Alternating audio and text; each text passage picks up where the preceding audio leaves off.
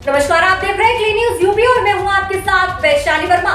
जानेंगे उत्तर प्रदेश से जुड़ी 10 फटाफट बड़ी खबरें। इससे पहले आप न्यूज को किस जिले से देख रहे हैं हमें कमेंट के माध्यम से जरूर बताएं। यूपी को सबसे बड़ा नर्सिंग हब बनाने की तैयारी, योगी सरकार ने लिया बड़ा फैसला। उत्तर प्रदेश में पिछले 3 दशकों से बंद पड़े राज्य सरकार के प्रशिक्षण संस्थानों के पुनः संचालन की कार्य योजना योगी सरकार तैयार कर रही है। मुख्यमंत्री योगी आदित्यनाथ ने आला अधिकारियों को एएनएम और जीएनएम के बेहतर प्रशिक्षण के लिए अवस्थापना सुविधाओं पर काम करने के निर्देश दिए हैं। प्रदेश में स्वास्थ्य विभाग के 40 से अधिक पैरामेडिकल प्रशिक्षण केंद्र वर्ष 1979 से बंद थे। युवाओं की जरूरत को देखते हुए सभी जरूरी अवस्थापना सुविधाओं को उपलब्ध कराने के साथ राज्य सरकार इनका दोबारा संचालन शुरू करा रही है। प्रदेश में 15 जुलाई से 9 नर्सिंग स्कूल शुरू होने जा रहे हैं, जबकि अगस्त माह में 15 एएनएम ट्रेनिंग सेंटरों का संचालन शुरू हो जाएगा। मुख्यमंत्री योगी आदित्यनाथ ने अधिकारियों को हर संस्थान में मानकों का कड़ाई से अनुपालन कराए जाने के निर्देश दिए हैं। सीएम ने कहा है कि हर संस्थान में मानकों का कड़ाई से अनुपालन कराएं। उन्होंने कहा कि फैकल्टी पर्याप्त हो, अच्छी हो, इस बात का पूरा ध्यान रखें। उन्होंने कहा कि मेडिकल कॉलेज और जिला अस्पताल में भी इनके प्रशिक्षण की व्यवस्था करें। सरकारी स्कूलों के शिक्षकों के लिए नई योजना ला रही योगी सरकार, 6 लाख टीचरों को होगा फायदा। सरकारी प्राइमरी व जूनियर स्कूलों के शिक्षकों को योगी सरकार कैशलेस इलाज की सुविधा देगी। इसके तहत 5 लाख रुपए तक का कैशलेस इलाज वे करा सकेंगे। बेसिक शिक्षा विभाग से जुड़े 6.5 लाख शिक्षकों को इस योजना से लाभ मिलेगा। योजना के लिए कंपनी का चयन किया जा रहा है। इसमें संविदा पर तैनात अनुदेशक व शिक्षा मित्र भी इस कैशलेस योजना में शामिल किए जाएंगे। ये योजना अनिवार्य की जगह ऐच्छिक होगी, क्योंकि इसका प्रीमियम शिक्षकों शिक्षा मित्रों को अपने वेतन या मानदेय से भरना होगा। शिक्षक लंबे समय से सरकारी कर्मचारियों की तरह मेडिकल इंश्योरेंस की मांग कर रहे थे, लेकिन सरकार ने इसमें बीच का रास्ता निकाला है। सरकार जब बड़े समूह में इंश्योरेंस लेगी तो बाजार के मुकाबले इसका प्रीमियम काफी कम आएगा। राशन के साथ अब मुफ्त इलाज भी आयुष्मान योजना से जोड़ने के लिए योगी सरकार चलाएगी अभियान। उत्तर प्रदेश की योगी आदित्यनाथ सरकार जल्द ही मुफ्त राशन धारकों को एक बड़ा तोहफा देने जा रही है। अब इन धारकों को राज्य सरकार मुफ्त इलाज से जोड़ेगी। इसके लिए राज्य सरकार ने तैयारी की है और अब एक अभियान के जरिए इन लोगों को मुफ्त इलाज से जोड़ा जाएगा। दरअसल राज्य में सिर्फ 18% अंत्योदय लाभार्थियों के पास ही आयुष्मान कार्ड है, जबकि राज्य में करीब 41 लाख अंत्योदय राशन कार्ड धारक हैं, जिसके बाद सरकार ने सभी राशन कार्ड धारकों को जोड़ने का फैसला किया है। गौरतलब है कि राज्य में आयुष्मान योजना के सबसे ज्यादा पात्र हैं, वहीं राज्य में यूपी में अंत्योदय के लाभार्थियों में से केवल 18% के आयुष्मान कार्ड बने हैं, जबकि राज्य में इनकी संख्या 41 लाख है। राज्य में सभी अंत्योदय कार्ड धारक आधार लिंक्ड है और इसमें धोखाधड़ी की संभावना भी नगण्य है। लिहाजा अब राज्य सरकार इन लोगों को आयुष्मान का लाभ देने के लिए प्रदेश में अंत्योदय आयुष्मान अभियान शुरू करने जा रही है और इसमें राशन कार्ड धारकों को इस योजना से जोड़ा जाएगा। यूपी में रोजगार की बहार, 2 साल कोरोना की मार झेलने के बाद भी युवाओं को खूब मिला रोजगार। 2 साल कोरोना की मार झेलने के बाद भी प्रदेश युवाओं को रोजगार मुहैया कराने को लेकर मजबूती से खड़ा रहा। बीते कई माह में लखनऊ के करीब 8,000 से अधिक युवाओं को नौकरी मिली। सहायक निदेशक सेवा योजना AK भारतीय के अनुसार कुशल प्रवासी श्रमिकों को सेवा मित्र ऐप के माध्यम से रोजगार से जोड़ा गया। इसके तहत करीब 1200 युवा श्रमिकों को रोजगार मिला।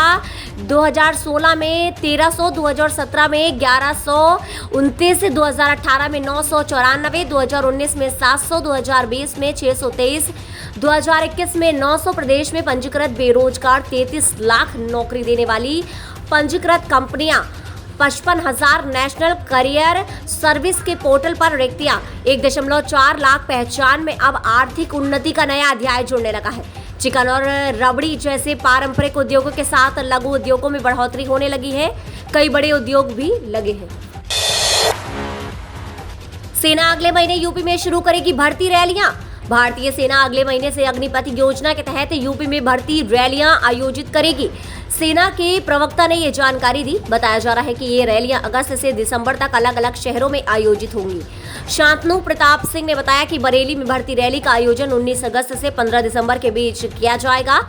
इस रैली में 12 जिले कवर होंगे। इसके अलावा मुजफ्फरनगर और आगरा में रैली का आयोजन 20 सितंबर से 10 अक्टूबर तक होगा। इसमें मुजफ्फरनगर के 13 और आगरा क्षेत्र के 12 जिले कवर होंगे।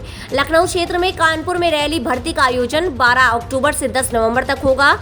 इसमें 13 जिले कवर होंगे। इसके बाद फैजाबाद में रैली में आयोजन होगा।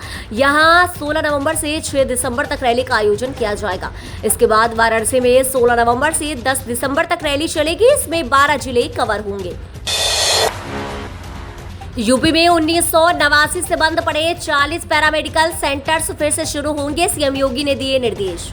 उत्तर प्रदेश में पिछले 3 दशकों से बंद पड़े राज्य सरकार के करीब 40 पैरामेडिकल प्रशिक्षण केंद्रों और प्रशिक्षण संस्थानों को फिर से संचालित करने के लिए योगी आदित्यनाथ सरकार कार्य योजना तैयार कर रही है। राज्य में स्वास्थ्य विभाग के ये 40 पैरामेडिकल ट्रेनिंग सेंटर 1979 से बंद है। योगी आदित्यनाथ ने शीर्ष अधिकारियों को एएनएम और जीएनएम के बेहतर प्रशिक्षण के लिए बुनियादी सुविधाओं पर काम करने का निर्देश दिया है। सरकारी प्रवक्ता के अनुसार राज्य में 15 जुलाई से 9 नर्सिंग स्कूल भी शुरू होने जा रहे हैं, जबकि अगस्त से 35 एएनएम प्रशिक्षण केंद्र संचालित होने लगेंगे। मुख्यमंत्री ने अधिकारियों को हर संस्थान में अनुपालन के सख्त मानकों को सुनिश्चित करने के निर्देश दिए हैं। उन्होंने कहा है कि मानकों का सख्ती से पालन किया जाए। मुख्यमंत्री ने कहा प्रशिक्षण का पूरा ध्यान रखने के लिए संकाय पर्याप्त होना चाहिए। मेडिकल कॉलेज और जिला अस्पताल में उनके प्रशिक्षण की व्यवस्था सुनिश्चित करें। लखनऊ में मिले सबसे ज्यादा कोरोना मरीज। यूपी में 2 मरीजों की हुई मौत। उत्तर प्रदेश में कोरोना के लगातार बढ़ रहे मामलों में अब धीरे धीरे कमी दर्ज की जा रही है। यही वजह है कि देश की सबसे बड़ी आबादी वाले राज्य में एक दिन में 350 से कम केस मिले हैं। इसी अवधि में 495 के करीब कोरोना संक्रमित मरीज ठीक हुए हैं। वहीं प्रयागराज और लखीमपुर खीरी जिले में एक संक्रमित मरीज की मौत हुई है। प्रदेश में बीते दिन 90,000 से ज्यादा सैंपलों की जांच की गई थी, जिसमें गुरुवार को 325 मरीज नए संक्रमित पाए गए। इसमें सबसे ज्यादा मामले लखनऊ जिले से रिपोर्ट हुए हैं। यहाँ एक दिन में 67 केस पॉजिटिव पाए गए हैं। वहीं 495 मरीज ठीक हुए हैं। इसमें सबसे ज्यादा लखनऊ में 122 मरीज डिस्चार्ज हुए, तो वहीं गाजियाबाद में 45, गौतम बुद्ध नगर में 83, आगरा में 4 और मेरठ में 19 मरीज ठीक हुए। इसी तरह प्रदेश में एक्टिव मरीजों की कुल संख्या 2225 पहुंच गई है। आईटीआई में दाखिले के लिए आवेदन शुरू। 4 लाख से अधिक सीटों पर होंगे एडमिशन। उत्तर प्रदेश के सरकारी और निजी आईटीआई संस्थानों में दाखिले की प्रक्रिया शुरू हो गई है। 10वीं और 12वीं पास छात्र औद्योगिक प्रशिक्षण के लिए आईटीआई में एडमिशन ले सकते हैं। नोटिस के अनुसार यूपी आईटीआई एडमिशन 2022 के लिए रजिस्ट्रेशन प्रक्रिया 7 जुलाई को शुरू हुई है। आईटीआई में एडमिशन के लिए आवेदन 31 जुलाई तक होंगे।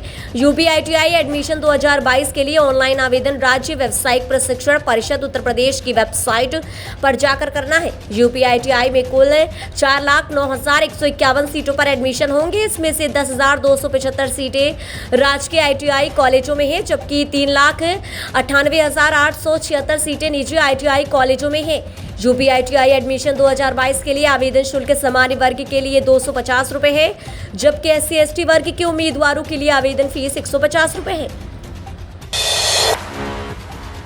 वापस लौटा यूपी से भटका मानसून। विशेषज्ञ बोले रुहेलखंड में होगी झमाझम बारिश।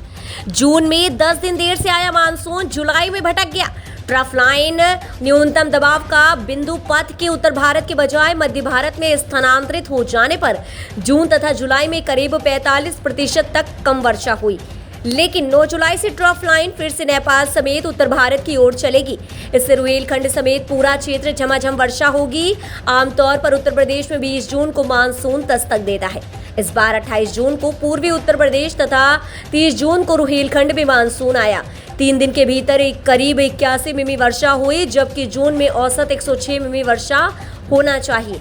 सामान्य से करीब 24% कम वर्षा की वजह से फसलों का सिंचाई खर्चा बढ़ गया, लेकिन जुलाई के प्रथम सप्ताह में मानसून ने सर्वाधिक निराश किया। औसत से करीब 78% कम वर्षा हुई है। पीएम मोदी ने कहा, हमारे लिए विकास का मतलब सबका सशक्तिकरण, चमक दमक नहीं।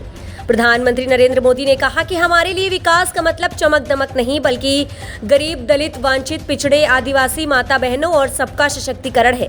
सबका साथ, सबका विकास, सबका विश्वास और सबका प्रयास के लिए काशी बेहतरीन उदाहरण है। कहा, सिगरा स्टेडियम में बन रहा स्पोर्ट्स कॉम्प्लेक्स न सिर्फ स्थानीय बल्कि पूरे यूपी की खेल प्रतिभाओं के लिए वरदान है। इसे देखने सारा हिंदुस्तान आएगा। यहाँ राष्ट्रीय व अंतर्राष्ट्रीय स्तर के खिलाड़ी तैयार होंगे। सावन में सेवा भाव का जिक्र कर कहा कि हमारी सरकार भी उसी भावना से काम कर रही है।